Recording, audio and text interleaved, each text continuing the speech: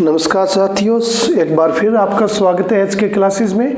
और जो हमारी कल की प्रीवियस क्लास थी वो ग्रामर की थी, जिसमें हमने टाइप ऑफ सेंटेंसेस और क्लॉजेस सीखे।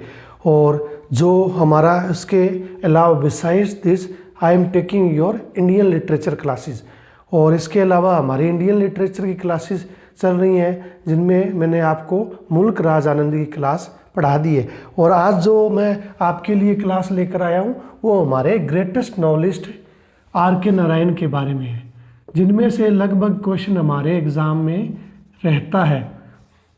तो साथियों, ऐसा है कि जो कुछ भी आपको कराया जाता है वो कहीं ना कहीं एग्ज़ाम में आया होता है, चाहे वो टीचिंग का कोई एग्ज़ाम है या कोई KVS का, NVS का, किसी भी प्रकार का एग्ज़ाम है, चाहे वो नेट का है। कहीं ना कहीं जो यहाँ मैटर लिखा जाता है वो बड़ी मेहनत के बाद, बड़े हार्ड वर्क के बाद इकट्ठा किया होता है, और आपके लिए वो मैटर आपको बना बनाया मिल जाता है। जो आप जो पढ़ोगे, आपको एक भी बात यहाँ लिखी जाएगी, वो जीवन में आपके जीवन पर्यंत आपके वो चीज़ काम में आएगी। जब भी आप कोई एग्ज़ाम दोगे या कुछ पढ़ोगे तो वो चीज़ें आपके सामने आएंगी। तो लेट्स स्टार्ट टुडेज़ क्लास। आज हम पढ़ रहे हैं आर के नारायण, और इससे पहले जो मुल्क राज आनंद थे, ग्रेटेस्ट नॉवेलिस्ट, जिनको चार्ल्स डिकन्स के साथ कंपेयर किया गया था, वो पढ़ा। फिर कल भी मैंने एक और वीडियो बनाया था जिसके बारे में हमने पढ़ा था, राइटर के बारे में। और आज हम पढ़ेंगे आर के नारायण। जो आर के नारायण है हमारे 1906 से लेकर 2001 तक इनका कार्यकाल है। और आज हम इनके बारे में पढ़ेंगे कि ये एक रीजनल नॉवेलिस्ट है जिन्होंने बहुत सारे इंडियन वर्क लिखे हैं। और आप अगर टीवी देखते हो तो आपने टीवी में भी देखा होगा, द मालगुडी डेज की स्टोरियां चलती रहती है, वो भी हमारे किसने लिखी है? आर के नारायण ने। तो हम स्टार्ट करते हैं। सबसे पहले आर के नारायण का फुल नेम। बहुत बार एग्जाम में आया है कि आर के नारायण का जो फुल नेम है वो क्या है, सुडोनियम क्या है। तो आपको मैं बता देता हूँ, रासीपुरम। पूरा नाम क्या है इनका? रासीपुरम। रासीपुरम जहाँ ये रहते हैं विलेज में, या जो जगह वहाँ रहते हैं, उसका नाम है रासीपुरम कृष्णन स्वामी अय्यर। क्योंकि साउथ इंडियन लोगों के पीछे क्या लगता है? अय्यर। राशीपुरम कृष्ण स्वामी अय्यर और नारायण स्वामी, नारायण स्वामी, ये इनका फुल नेम है। राशीपुरम कृष्णन स्वामी अय्यर नारायण स्वामी, क्योंकि कृष्णन, जो कृष्णा नाम था इनके फादर का नाम था, तो राशीपुरम में ये जो जगह जहाँ रहते थे उसके लिए इन्होंने प्रयोग किया। राशीपुरम कृष्णन स्वामी अय्यर नारायण स्वामी इनका फुल नेम है। और इनका जन्म कब हुआ वो भी हम जान लेते हैं, 10 अक्टूबर 1906 में। और कहाँ हुआ? बहुत बार एग्जाम में आता है कि आर के नारायण का जो प्लेस है, जहाँ बर्थ प्लेस है, वो कौन सा है? मद्रास। राशीपुरम तो उनके गांव का नाम है, और जहाँ जिस स्टेट में ये पैदा हुए उसका नाम मद्रास है, जो अब क्या है? हमारी चेन्नई है। और वैसे ये पड़ता कहाँ है? तमिलनाडु। ये एग्ज़ाम में आया भी है कि आर के नारायण कौन से स्टेट से बिलोंग करते हैं? तमिलनाडु से। और उनके गांव का क्या नाम है? राशीपुरम। ये सब हमने जान लिया। और जो इनकी मृत्यु हुई है, डेथ हुई है, वो कब हुई है? 13 मई 2001 में इनकी क्या हुई है? मृत्यु हुई है। तो ये कुछ आंकड़े हैं जो आपके लिए जानने महत्वपूर्ण है। इसके अलावा मैं थोड़ी और बायोग्राफी बता देता हूँ कि इनके पिताजी जो एक स्कूल टीचर थे, उनका नाम कृष्ण स्वामी था। और आर के Narayan was not good at studies, even he failed is matriculation और हायर सेकेंडरी क्लास। आर के नारायण पढ़ाई में इतने अच्छे नहीं थे, यहाँ तक कि वो 10वीं 12वीं में भी क्या हो गए थे? फेल हो गए थे। उसके बाद मैसूर से इन्होंने अपनी पढ़ाई भी पूरी की। और इसके बाद थोड़ा इंपॉर्टेंट बातें और जान लेते हैं। घटना है 1933 की, 1933। इस दिन क्या हुआ था? इनकी शादी हुई थी, और इनकी पत्नी का क्या नाम था? रजम। क्या नाम था? रजम। रजम है जी है ये। तो ये इम्पोर्टेंट है, बहुत बार पूछा गया है कि आर के नारायण की पत्नी का क्या नाम था, रजम। और ये बहुत बार जो इनके हम वर्क पढ़ेंगे, जब इनकी सेमी ऑटोबायोग्राफी पढ़ेंगे तो हमें पता लगेगा कि बार बार इस रजम का वो जिक्र करेंगे, इस करेक्टर का। अपनी पत्नी के नाम पे उन्होंने बहुत सारे करेक्टर भी अपने नॉवल में लिए हैं। तो 1933 में क्या हुआ था, इनकी शादी हुई थी किससे, रजम से। और इनकी एक बेटी भी थी जिसका नाम क्या था, हेमा।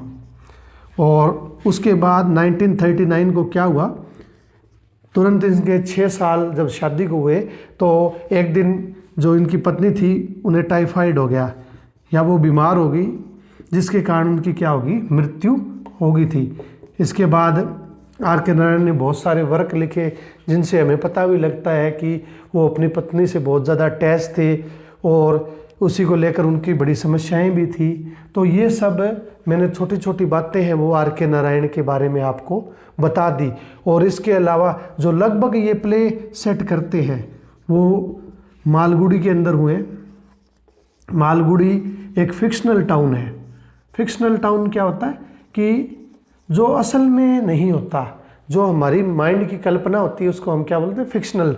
मालगुडी फिक्शनल टाउन के अंदर क्या हुई है, इनकी हर प्ले की इनकी क्या हुई है, सेटिंग्स हुई है। तो ये छोटी छोटी बातें हैं जो आपको आर के नारायण को पढ़ने से पहले पता होनी चाहिए। You must know about the biography और ऑटोबायोग्राफी ऑफ आर के नारायण। तो ये सब तो इनके जन्म कब हुआ, या उनकी पत्नी का नाम क्या था, उनकी एक बेटी है उसका नाम क्या है, और इनकी पत्नी की मृत्यु कैसे हुई। पिता के बारे में भी मैंने आपको थोड़ा बता दिया कि एक स्कूल टीचर थे।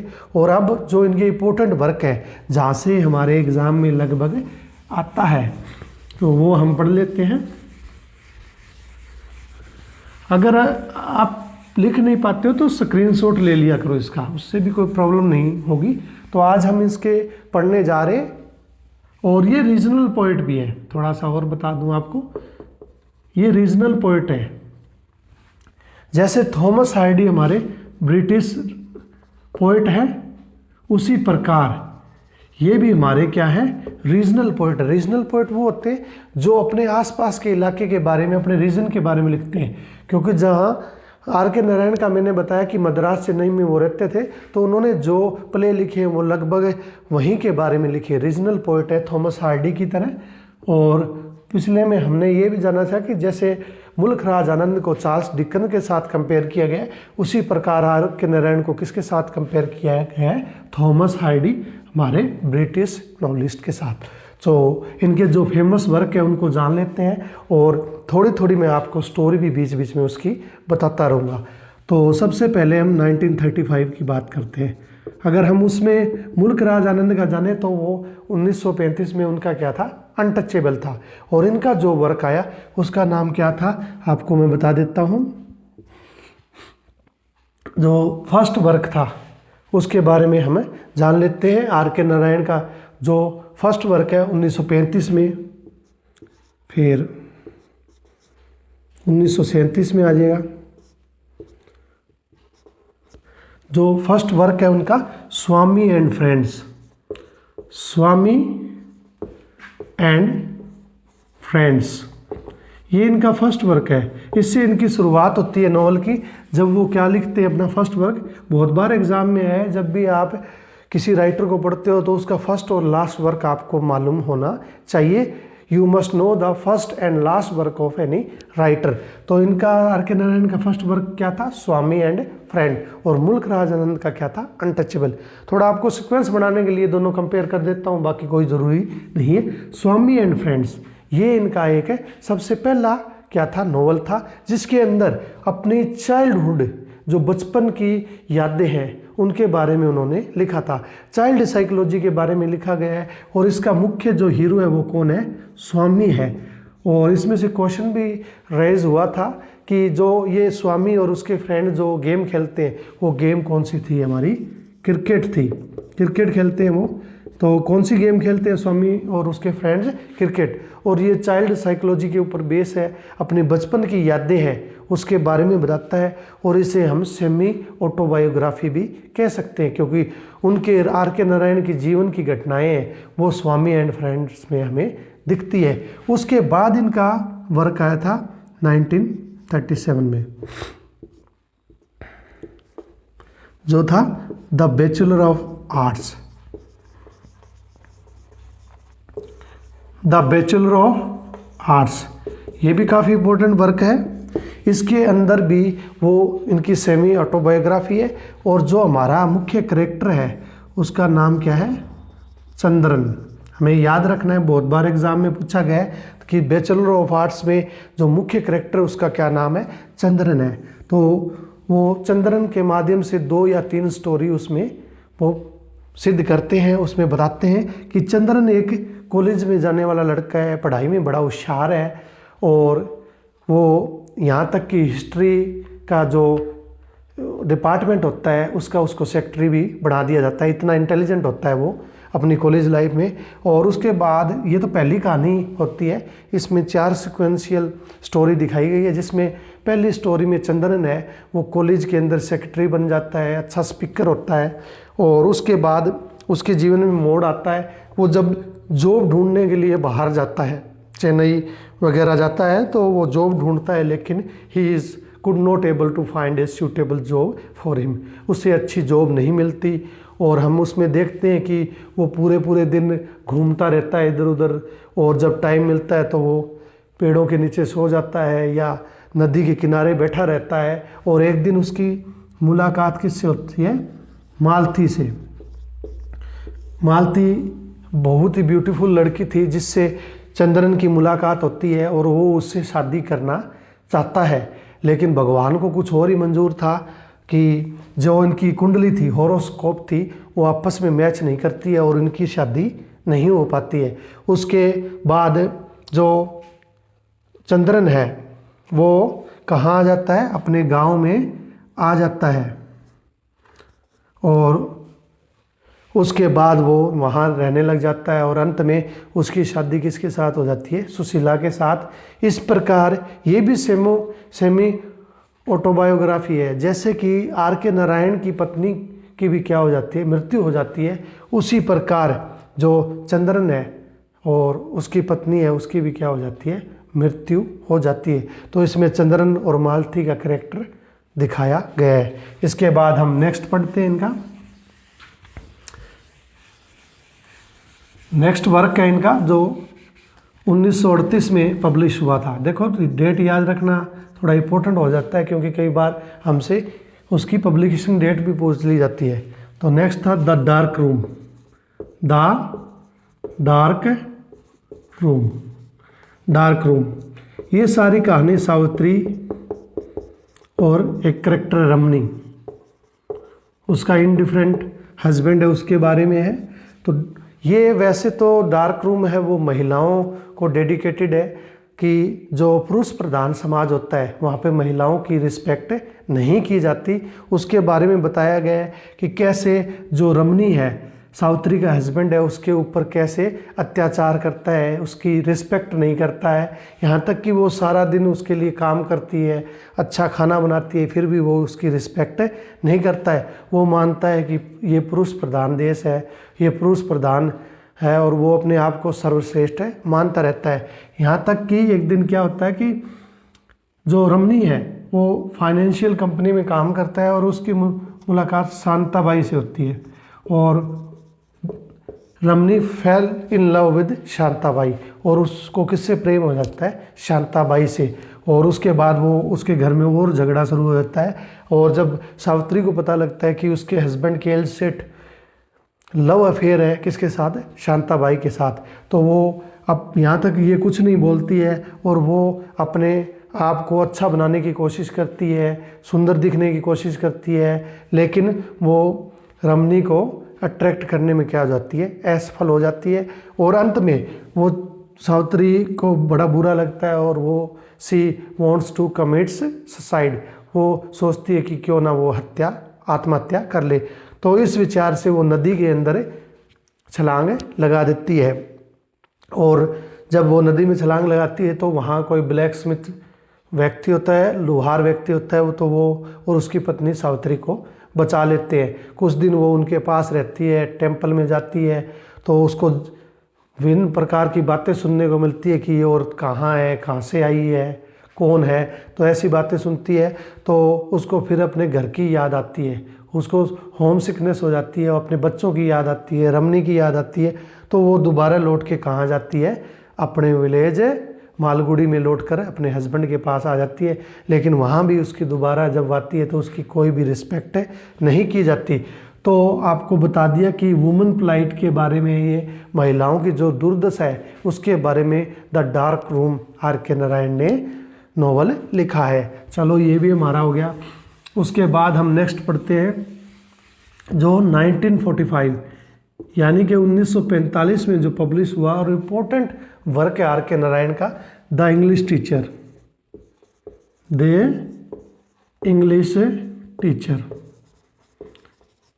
इंग्लिश टीचर है। इसके अंदर सारी कहानी हमें कृष्णा के बारे में और सुशीला के बारे में है। मैंने बार बार आपको बताया है कि ये लगभग सेमी ऑटोबायोग्राफी है। R.K. नारायण उन करेक्टर के अंदर खुद को देखता है, जिसमें एक कृष्णा नाम का इंग्लिश लेक्चरर है जो एक यूनिवर्सिटी में पढ़ा रहा होता है और उसकी पत्नी है सुशीला। वो बड़े प्रेम से रह रहे होते हैं और एक दिन क्या होता है कि सुशीला को सी वॉज स्टंग बाय फ्ली, उसको मच्छर काट लेता है जिसके कारण उसको टाइफाइड हो जाता है और उसकी क्या हो जाती है, मृत्यु। उसके बाद कृष्णन है बड़ा परेशान रहने लगता है और कुछ समय बाद उनकी एक बेटी होती है लीला।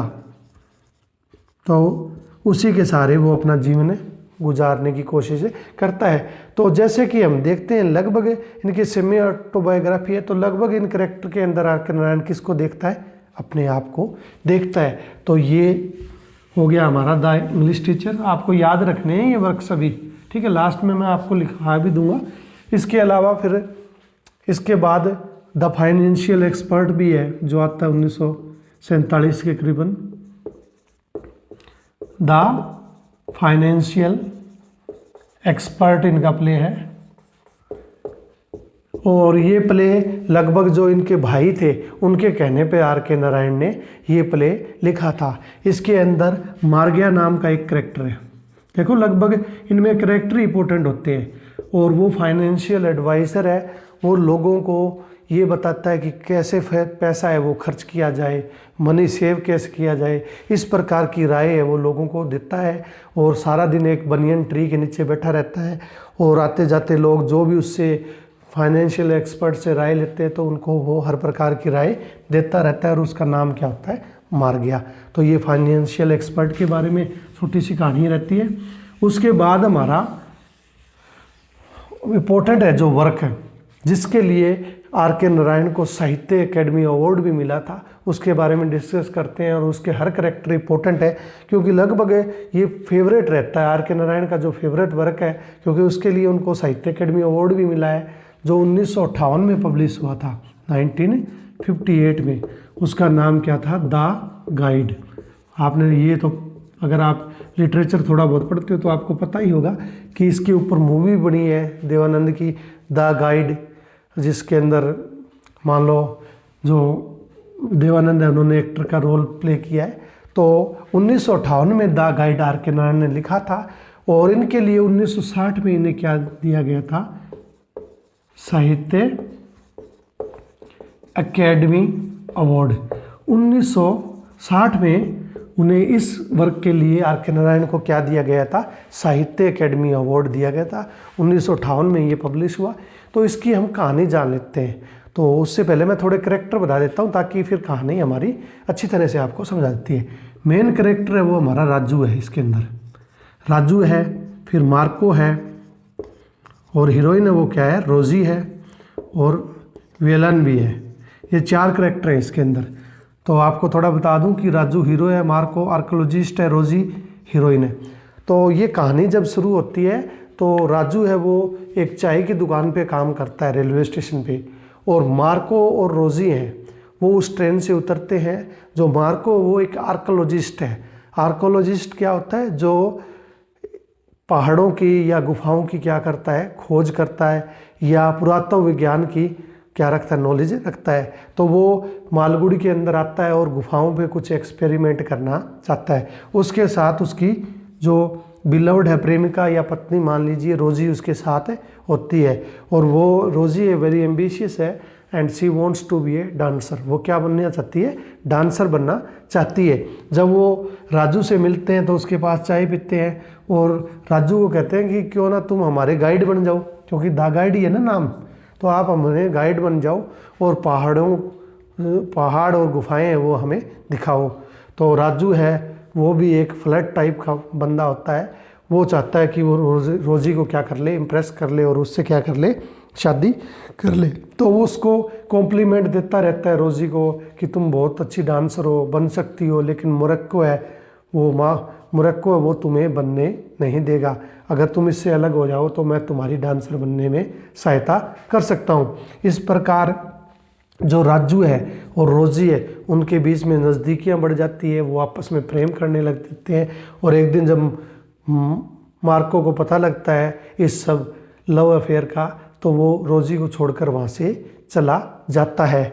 और वैसे ट्रांसफॉर्मेशन फ्रॉम गाइड टू संत, इसको हम कह सकते हैं कि राजू था, पहले तो गाइड था, बाद में वो क्या बन गया, संत। तो कैसे बना? जब राजू इससे शादी कर लेता है रोजी से, तो रोजी कहती है कि तुमने कहा था कि वादा किया था कि तुम मुझे डांसर बनाओगे, तो मेरे को डांसर बनाओ, मेरे लिए एक प्रोग्राम ऑर्गेनाइज कराओ।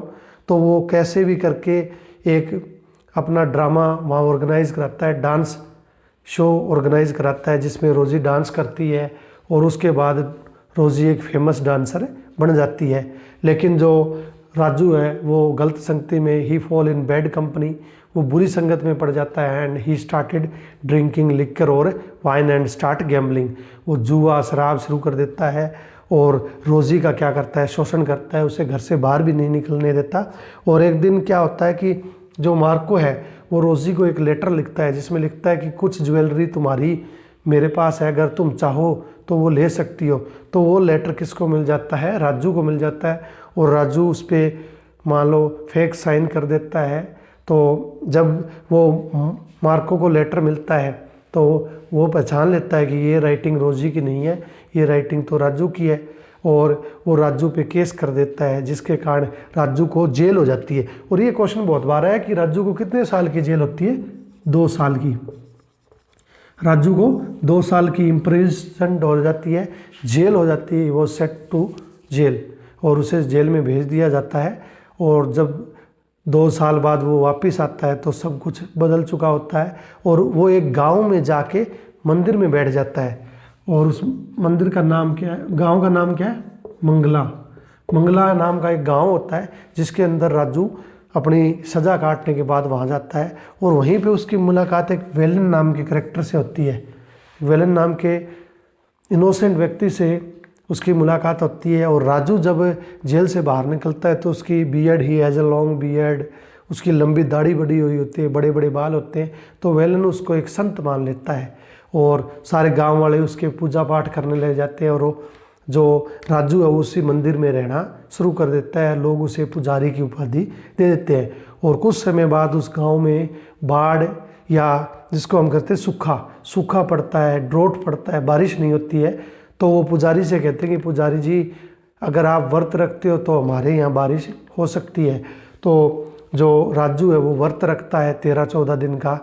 तो 13-14 दिन तक वो व्रत रखता है, बिल्कुल कमज़ोर हो जाता है और अंत में क्या होता है, राजू है वो आखिरी दिन बेहोश हो जाता है और आसमान में चारों ओर बादल आ जाते हैं, बिजलियाँ कड़कती है। उसके बाद वो प्ले ख़त्म हो जाता है और ये सस्पेंस में ही रहता है, हमें पता नहीं है।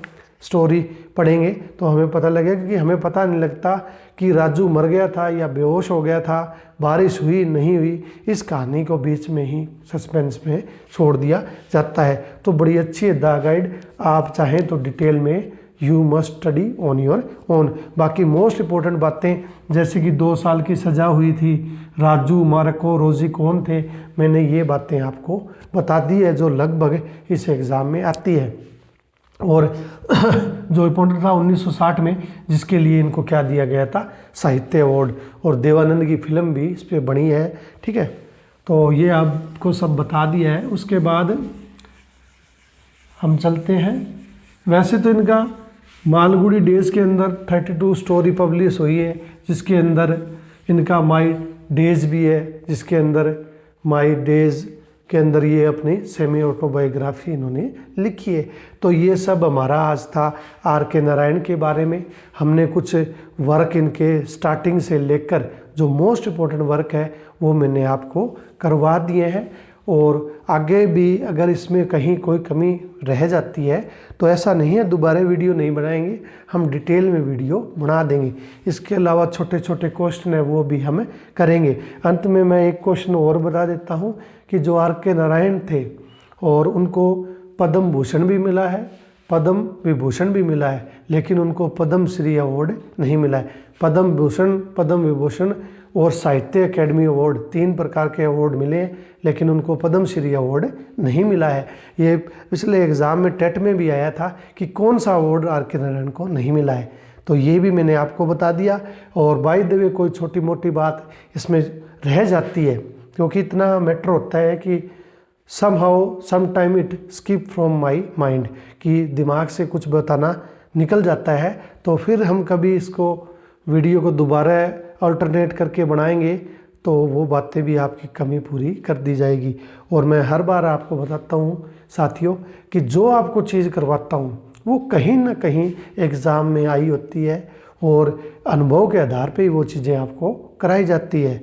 तो साथियों आज के लिए इतना ही था। संडे के दिन आपके लिए छोटी सी क्लास बनाई है, और हम इंडियन राइटर इसी प्रकार करते रहेंगे।